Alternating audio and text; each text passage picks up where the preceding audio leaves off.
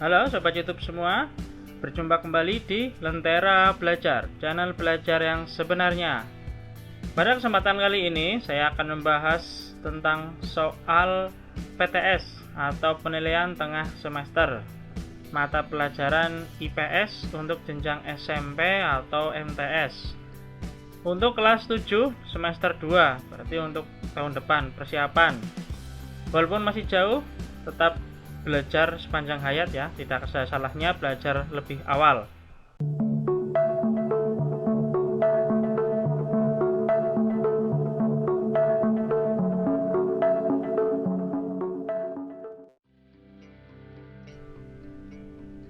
Soal nomor 1.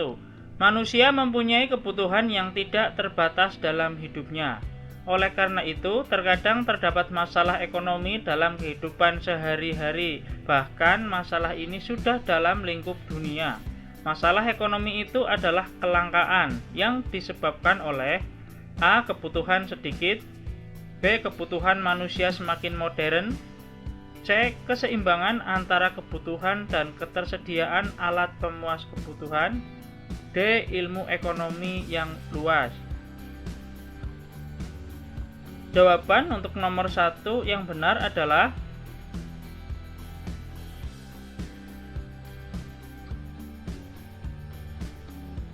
yang C. Keseimbangan antara kebutuhan dan ketersediaan alat pemuas kebutuhan. Jadi ini adalah penyebab dari kelangkaan.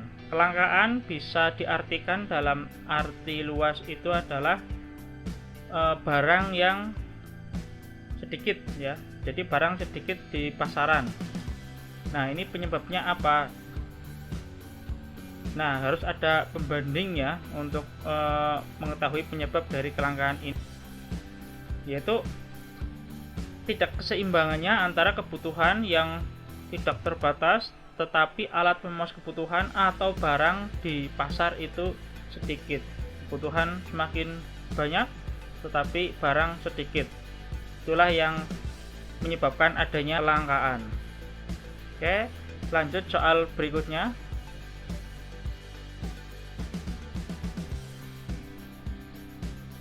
Soal nomor 2, agar alat pemenuhan yang kita miliki dapat mencukupi kebutuhan kita, maka sebaiknya dalam penggunaannya kita harus dapat menyusun skala prioritas dengan tujuan A. Membeli barang dan jasa kita butuhkan, B. Memilih kebutuhan sekarang, C. Menentukan kebutuhan yang paling penting, D. Bekerja dengan penuh semangat. Jawaban untuk nomor 2 yang benar adalah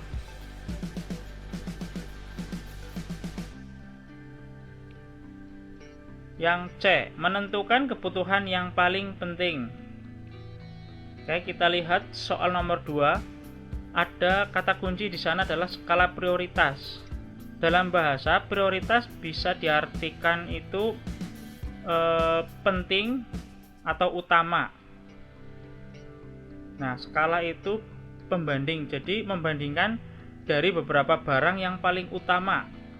Nah, kita bisa lihat opsi A, B, C, dan D. Ya, lebih dekat jawaban yang C memang. Jadi menentukan kebutuhan yang paling penting. Yang paling penting nomor 1, kemudian nomor 2, 3, dan selanjutnya yang prioritasnya tidak begitu penting.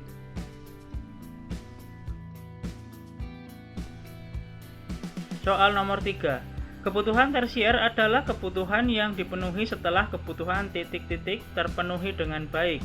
A. Jasmani dan rohani, B. Individual dan sekunder, C. Sekunder dan rohani, D. Primer dan sekunder.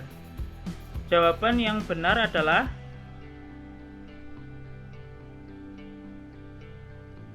yang D. Primer dan sekunder. Perlu kita ketahui bahwa kebutuhan tersier itu adalah kebutuhan menurut intensitasnya atau tingkatannya. Ada 3 kebutuhan menurut intensitas dan tingkatannya, yaitu primer, sekunder, dan tersier. Jadi otomatis jawabannya adalah yang D. Untuk yang A, jasmani dan rohani itu kebutuhan berdasarkan sifatnya individual dan kolektif itu berdasarkan subjeknya. Oke, lanjut soal berikutnya. Soal nomor 4. Perhatikan data di bawah ini. 1. Pakaian seragam paduan suara.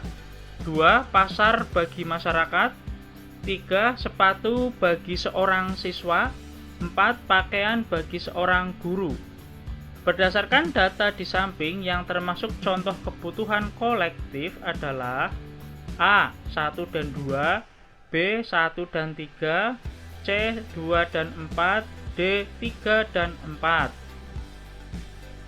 Jawaban yang benar adalah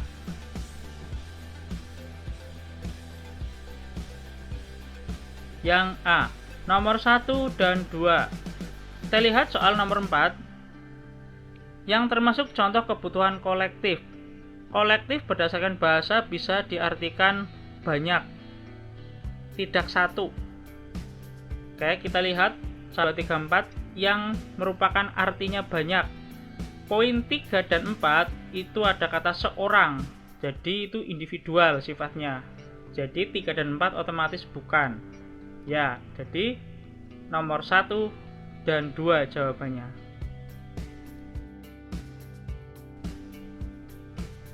Soal nomor 5. Perhatikan data di bawah ini. Kolom 1. Pendidikan, pekerjaan, perbedaan selera. Kolom 2. Penghasilan, kebutuhan, religi. Kolom 3. Status sosial, kebudayaan, pekerjaan. Kolom 4. Kepercayaan, kelangkaan, lingkungan. Berdasarkan tabel di atas, faktor-faktor yang mempengaruhi perbedaan kebutuhan manusia ditunjukkan pada angka A1, B2, C3, D4. Jawaban yang benar adalah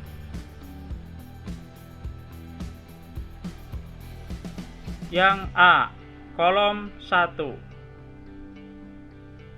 Oke, pada soal ini yang ditanyakan adalah faktor yang mempengaruhi perbedaan kebutuhan manusia.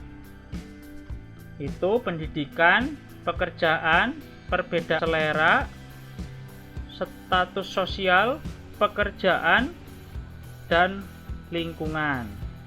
Religi, kelangkaan, kepercayaan itu tidak termasuk.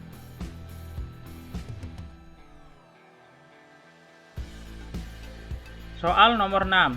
Semua barang yang keberadaannya terbatas sehingga untuk mendapatkannya perlu pengorbanan baik material maupun fisik merupakan pengertian dari barang A. Langka, B. Mahal, C. Ekonomi, D. Bebas. Jawaban yang benar adalah yang C, barang ekonomi. Jadi barang ekonomi itu membutuhkan pengorbanan ya. Oke, kita analogikan saja. Kita butuh makanan, contoh sayuran kangkung. Untuk mendapatkannya kita ke warung. Nah, ke warung kita membutuhkan pengorbanan fisik dan juga material. Kita perlu membeli menggunakan uang. Contohnya seperti itu. Oke, lanjut soal berikutnya. Soal nomor 7. Dilihat dari tujuan penggunaannya, terdapat barang produksi. Yang dimaksud dengan barang produksi yang tepat adalah A. Benda yang dibutuhkan dalam jumlah yang banyak. B. Benda yang dibutuhkan dalam jumlah yang terbatas. C. Benda yang digunakan dalam kehidupan sehari-hari untuk menghasilkan benda kebutuhan manusia. D. Benda yang digunakan dalam proses produksi untuk menghasilkan benda kebutuhan manusia. Jawaban yang benar adalah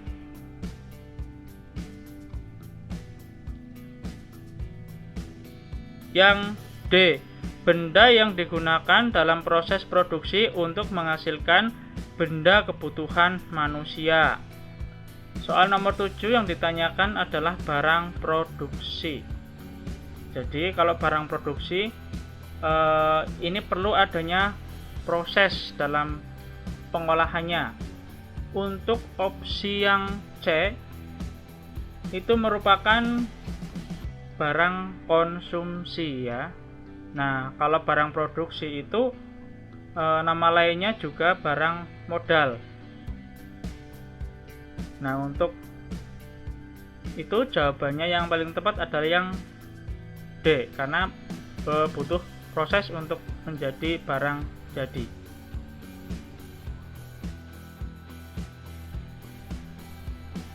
Soal nomor 8, perhatikan data di bawah ini. Kolom 1, 1 nasi, 2 kompor, 3 kopi, 4 motor. Kolom 2, A gula, B jagung, C gas, D pertalit.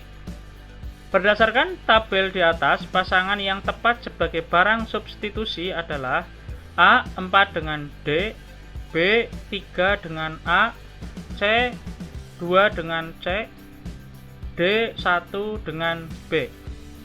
Jawaban yang benar adalah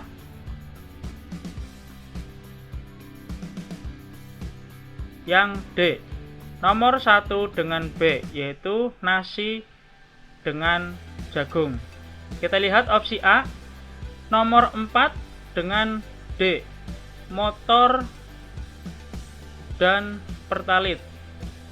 Perlu kita ketahui barang substitusi itu adalah barang pengganti. Ada barang substitusi, ada barang komplementer atau pelengkap. Nah, yang opsi A, motor dengan pertalit ini bukan substitusi karena bukan pengganti. Misal motor diganti pertalit nggak bisa. Yang bisa itu motor itu dilengkapi dengan pertalit. Jadi yang opsi A itu merupakan barang komplementer. Yang B, 3 dengan A, kopi dan gula. Ini tidak bisa substitusi karena substitusi adalah pengganti. Misal, saya mau minum kopi. Oke. Saya mau minum gula, tidak wajar. Ya, jadi tidak substitusi. Ini merupakan barang komplementer.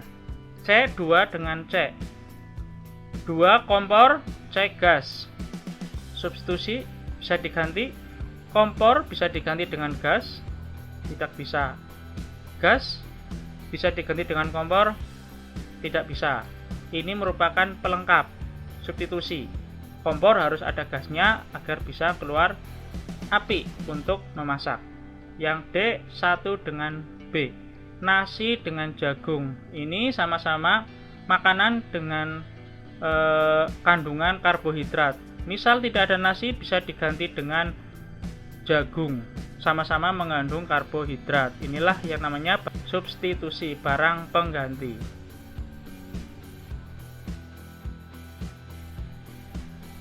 Soal nomor 9, perhatikan data di bawah ini. 1 kapas, 2 benang, 3 kain, 4 pakaian jadi. Berdasarkan tabel di atas, urutan yang tepat dari barang mentah menjadi barang jadi adalah A 1, 2, 3, 4, B 1, 3, 2, 4, C 1, 3, 4, 2, D 1, 2, 4, 3. Jawaban yang benar adalah yang A 1, 2, 3, 4. Dari kapas kemudian jadi benang, benang dipintal menjadi kain, kemudian kain dijahit menjadi pakaian jadi.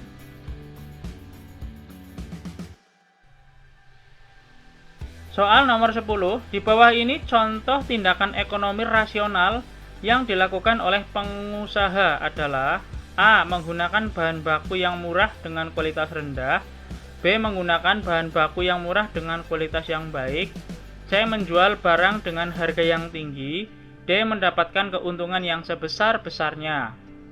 Jawaban yang benar adalah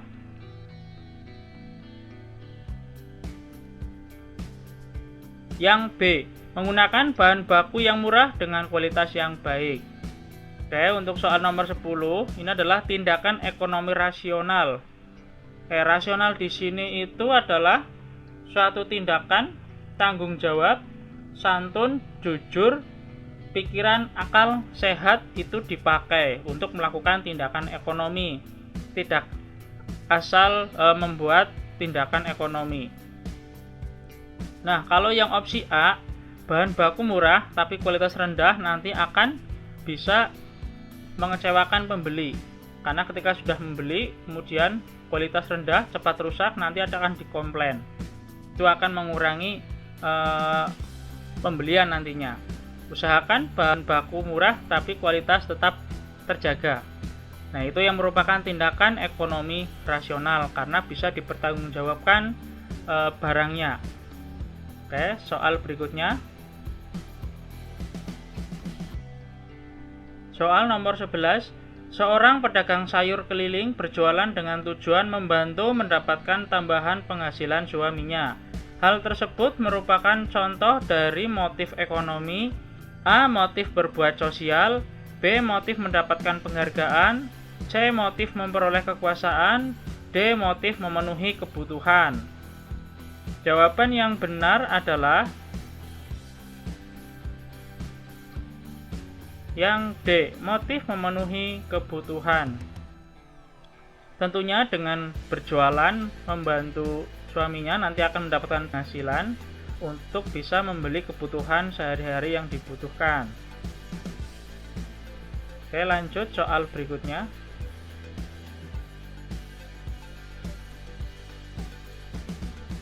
Soal nomor 12. Seorang pengusaha supaya berhasil mendapatkan motif ekonomi kekuasaan, maka harus A. Mendapatkan keuntungan sebesar-besarnya.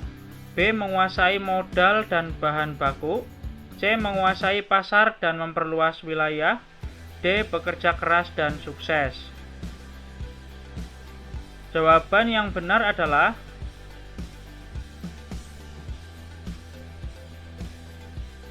yang C, menguasai pasar dan memperluas wilayah.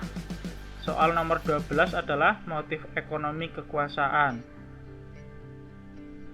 Nah, dari soal nomor 12 ini, bagaimana caranya untuk mendapatkan kekuasaan? Pengusaha harus bisa mendapat pengakuan dari wilayah pangsa pasarnya. Ketika sudah dapat pengakuan dari wilayah pasarnya, itu akan bisa meningkatkan kekuasaannya, karena semakin bertambah pangsa pasarnya akan lebih banyak lagi barang-barang yang bisa terdistribusikan. Jadi modelnya adalah kuasai dulu pasar, kemudian pendistribusian diperbanyak. Soal selanjutnya.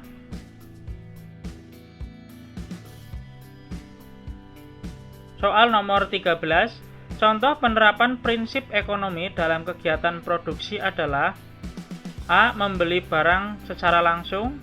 B. Membeli barang yang berkualitas. C. Meningkatkan kualitas pelayanan.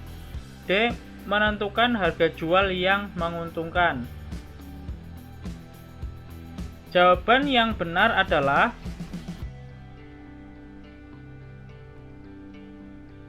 yang D. Menentukan harga jual yang menguntungkan. Oke, untuk soal nomor 13 ini penerapan prinsip ekonomi kegiatan produksi ya. Jadi kegiatan produksi. Kita lihat opsi yang A, membeli barang secara langsung. Membeli barang yang berkualitas ini adalah pekerjaan dari konsumen karena membeli itu artinya mengkonsumsi ya, karena mengurangi nilai barang. A dan B itu adalah kegiatan konsumen atau kegiatan konsumsi. Yang C, meningkatkan kualitas pelayanan, ini merupakan kegiatan distribusi. Jadi jawaban yang tepat adalah yang D, menentukan harga jual yang menguntungkan. Karena ketika diproduksi belum didistribusikan, apalagi dikonsumsi, itu sudah harus ada harganya. Jadi penentuan harga terjadi baru didistribusi, nanti ada kegiatan konsumsi.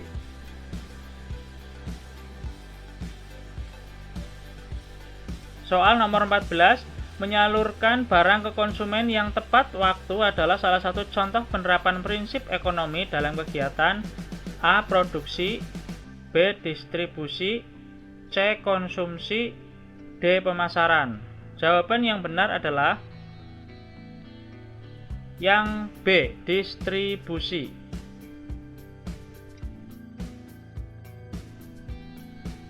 Soal nomor 15. Setiap barang memiliki nilai guna yang berbeda-beda. Sebagai contoh, payung dipakai saat hujan dan panas. Pernyataan tersebut adalah A. Nilai guna waktu, B. Nilai guna bentuk, C. Nilai guna tempat, D. Nilai guna kepemilikan. Jawaban yang benar adalah